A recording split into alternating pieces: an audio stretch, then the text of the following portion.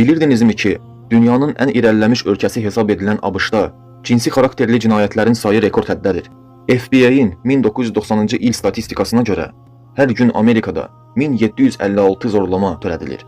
Əgər dəqiq hesablamalar aparsanız görəcəksiniz ki, Amerikada hər 32 saniyədə bir zorlama baş verir. Sual verirəm sizə.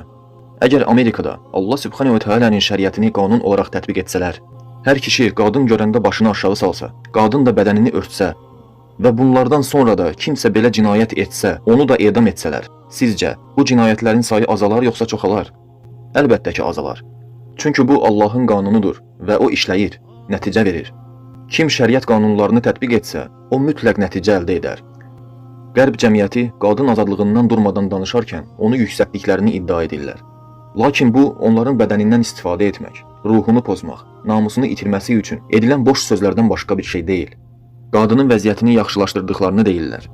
Əslində isə bu çirkin işlərə gözəl lozunqlar, azadlıq və müstəqillik adı verərək onu məşuqə, dost və oğraşların əlində alət etməklə statusunu aşağı salırlar. Fikir vermisiniz, az qala bütün reklamlarda qadın iştirak edir. Məsələn, motosiklet reklamı.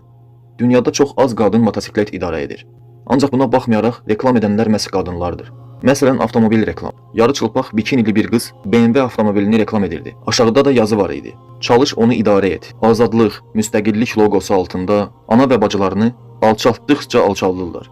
Bizə gəldikdə isə biz anamızı, bacılarımızı, qızımızı sevirik və belə müstəqillikdən və azadlıqdan uzağıq, əlhamdülillah. Biz onların bədənindən avtomobil satmaq üçün istifadə etməyəcəyik və bizim hicabımız sizə zülm kimi görsənirsə, deyim ki, belə zülm bizə xoşdur. Namusumuzu, qeyrətimizi qoruyan bir zülmü biz sevirik.